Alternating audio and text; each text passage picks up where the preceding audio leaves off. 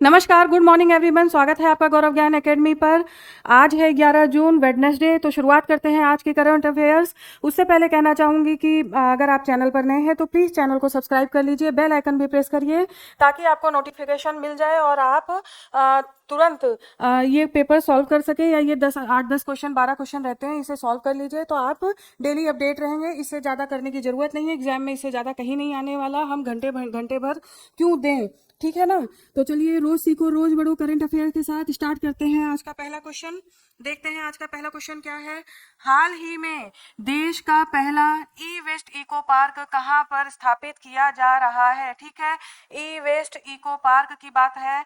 तो यहाँ पर देखिए, आपका आंसर जो है वो है दिल्ली। दिल्ली में आपका ई वेस्ट इको पार्क स्टार्ट किया जा रहा है। और जो देखिए भारत है ना, भारत विश्व का विश्व का विश्व का तीसरा, ठीक है ना, तीसरा सबसे बड़ा ई वेस्ट उत्पादक है। ठीक है, तीसरा सबसे बड़ा ई वेस्ट उत्पादक है। और देखिए, ये जो पार्क स्थापित किया जाएगा इसे 18 महीने में पूरा करने का लक्ष्य रखा गया है। 18 महीने में पूरा किया जाना है ताकि ई वेस्ट कचरे को उसका निपटारा किया जा सके। ठीक है ना। आ जाइए नेक्स्ट क्वेश्चन की तरफ देखते हैं।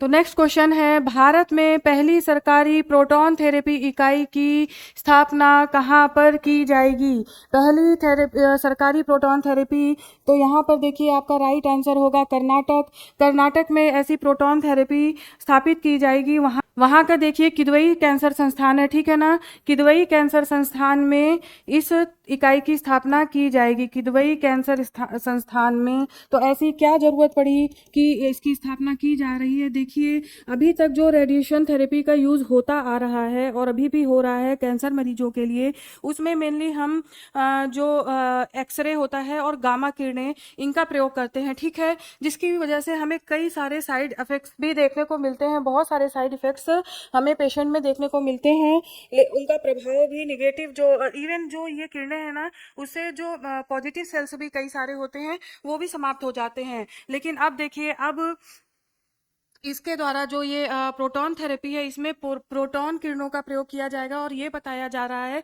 कि पेशेंट में इतने ज़्यादा साइड इफ़ेक्ट्स देखने को नहीं मिलेंगे। तो इस तरीके से ये बहुत बड़ा एक अभियान, या कह लीजिए एक बहुत बड़ा कैंसर पेशेंट्स के लिए एक इकाई खुलने जा रही है। ठीक है, तो आ जाइए नेक्स्ट क्वेश्चन देखते हैं। हाल ही में विश्व का सबसे बड़ा कंटेनर जहाज MSC इरीना किस भारतीय बंदरगाह पर पहुंचा, जिससे भारत की समुद्री क्षमताओं की वैश्विक स्तर पर सराहना हो रही है? ठीक है, तो यहाँ पर आप देख लीजिए, विझिंजाम बंदरगाह बहुत बड़ा अंतर्राष्ट्रीय बंदरगाह है ये। और 3 मई को ही प्रधानमंत्री द्वारा इसका उद्घाटन किया गया था। प्रधानमंत्री के द्वारा इसका उद्घाटन किया गया था। और देखिए, ये जो बंदरगाह बनाया गया है ये अदानी ग्रुप के द्वारा बनाया गया है। ज्ञानवीरों, ये ध्यान रखने की जरूरत है, इस समय ये न्यूज़पेपर में काफ़ी ज़्यादा हाईलाइट हो रहा है। ठीक है, नेक्स्ट आ जाइए, देखते हैं। हाल ही में केरल तट के पास आग लगने की खबर किस देश के कंटेनर जहाज से जुड़ी हुई है? ठीक है, अभी देखिए हाल फिलहाल और हमने देखा था कि जो जहाज था वो पलट गया था और उसके बाद वहाँ पे केरल सरकार के द्वारा राज्य आपदा भी घोषित की गई थी, हमने इसको पढ़ा है। उसके बाद देखिए फिर दूसरी दुर्घटना ऐसी हुई है और यहाँ पर आपका राइट आंसर होगा सिंगापुर। ये जो जहाज है ज्ञानवीरों, ये आ रहा था श्रीलंका से। देखिए, सिंगापुर का जहाज है, श्रीलंका से मुंबई। ठीक है, श्रीलंका से मुंबई जा रहा था और इसमें जो कचरा था, ध्वंसात्मक कचरा था, इसकी वजह से उसमें आग लग गई। और लगातार जो नौसेना है और भारतीय नौसेना और तटरक्षक बल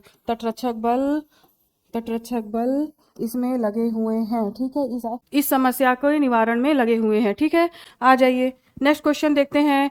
वैज्ञानिकों के अनुसार गेटवे टू हेल क्रेटर अब समाप्ति की ओर है। यह क्रेटर किस देश में स्थित है? तो ये राइट आंसर है आपका तुर्कमेनिस्तान। तुर्कमेनिस्तान में ये स्थित है। देखिए, और इसका जो आधिकारिक नाम है उसे शाइनिंग शाइनिंग ऑफ कराकुम भी कहा जाता है, शाइनिंग ऑफ कराकुम। ठीक है ज्ञानवीरों, शाइनिंग ऑफ कराकुम कहा जाता है और ये कराकुम के ही रेगिस्तान में स्थित है। ये गेटवे टू हेल क्रेटर या शाइनिंग ऑफ कराकुम, ये कराकुम रेगिस्तान में ही अवस्थित है।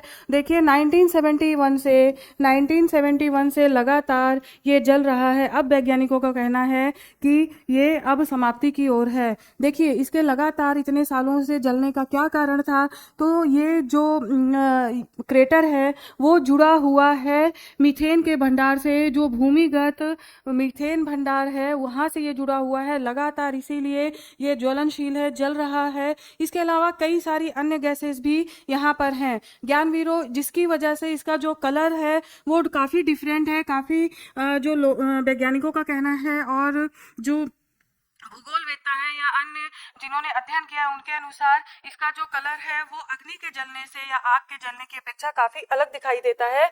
तो लेकिन आपको यहाँ पे ध्यान रखना है, आपसे पूछा जा सकता है कि ये किस देश में अवस्थित है, तो ज्ञानवीरों वेरी वेरी इंपॉर्टेंट क्वेश्चन है ये। ठीक है, आ जाइए नेक्स्ट क्वेश्चन देखते हैं। हाल ही में नया नागरिकता बिल C3 किस देश में लाया गया है, तो ये राइट आंसर है कनाडा में। ठीक है, कनाडा में C3 बिल लाया गया है। इस बिल के लाने से किसे फायदा होगा, अभी तक क्या था देखिए, जो कनाडा के मूलतः निवासी थे, अगर उनके बच्चे किसी और देश में पैदा हो जाते हैं तो भी उन्हें नागरिकता नहीं मिलती थी। ठीक है, लेकिन अब नए बिल में संशोधन करके ये कहा गया है कि अगर कोई भी व्यक्ति या कोई नागरिक जो कनाडाई है, अगर वो 3 साल यहाँ पर रहा है यानी कनाडा में रहा है और उसके तब भी उसके बच्चों को कनाडा की नागरिकता मिलेगी, तो ये काफ़ी बड़ा कदम, हालांकि अभी इसे संसद में पास नहीं किया गया है, लेकिन आने वाले समय में हम देख सकते हैं कि हो सकता है ये बिल, ये सुधार आ जाए।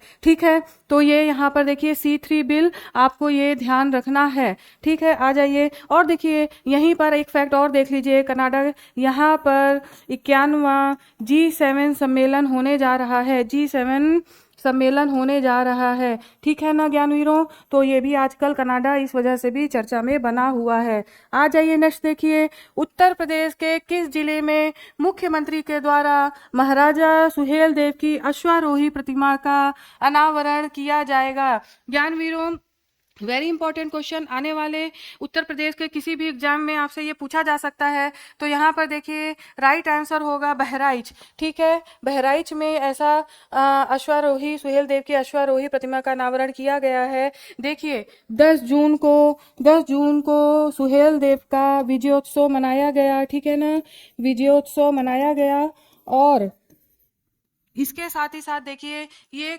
टोटली कांस्य प्रतिमा है, टोटली कांस्य प्रतिमा है ये, और 40 फीट ऊंची प्रतिमा है ज्ञानवीरों, 40 फीट ऊंची प्रतिमा है। इसके साथ ही साथ आप देखिए इसे किसने बनाया है, तो पद्मश्री मूर्तिकार जिन्हें पद्मश्री प्राप्त हुआ है उनका नाम है राम सुतार। ठीक है, उनका नाम है राम सुतार, उन्होंने इस प्रतिमा को बनाया है, उनकी देखरेख में इस प्रतिमा को बनवाया गया है। ठीक है, आ जाइए नेक्स्ट क्वेश्चन की तरफ। नेक्स्ट क्वेश्चन देखते हैं, दुनिया का सबसे ऊंचा माँ उमिया का मंदिर भारत के किस राज्य में निर्माणाधीन है, यानी कि किस राज्य में बनाया जा रहा है, तो देखिए ये गुजरात में बनाया जा रहा है। दुनिया का सबसे ऊंचा मंदिर ये बताया जा रहा है कि ये करीब कुतुब मीनार से दुगना ऊंचा होगा। ठीक है ना, कुतुब मीनार से दुगना ऊंचा है। इसके साथ ही साथ देखिए ये जो 6 फीट की माँ उमिया का जो मूर्ति है वो 6 फीट की है और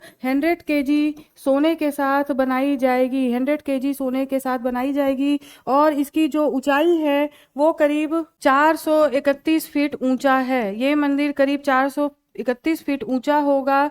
ठीक है, तो इतनी सारी विशेषताओं के साथ ये मंदिर बन रहा है, आधुनिक सुविधाओं के साथ।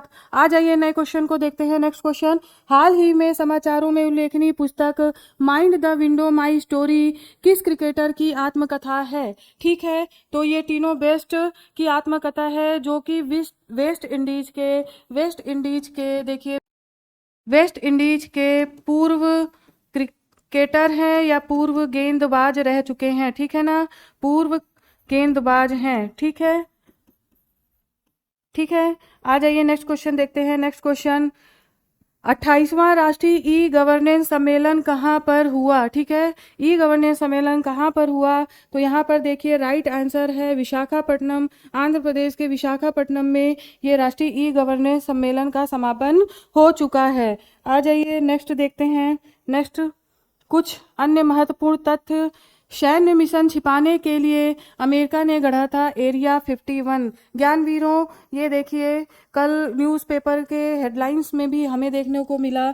देखिए जब शीत युद्ध का दौर था उस समय पे अमेरिका के द्वारा अपने सैन्य अड्डों को छुपाने के लिए या अपने बहुत सारे कामों को, क्योंकि नए नए हथियार बनाए जा रहे थे उस समय एक्सप्लोर किया जा रहा था, तो उन सभी चीज़ों को छुपाने के लिए एलियन जैसी जो मनगढ़ंत कहानियां हैं और उड़न तस्करी, ये सारी चीज़ें आपने ज़रूर सुनी होंगी। तो ये सारी मनगढ़ंत कहानियां बनाई गई थी अमेरिका के द्वारा शीत युद्ध के दौरान, ऐसा वहाँ के प्रसिद्ध न्यूज़पेपर का कहना है। ठीक है, तो ये एरिया 51 आपको ध्यान रखना है कि एरिया 51 किस चिड़िया का नाम है। ठीक है, आ जाइए।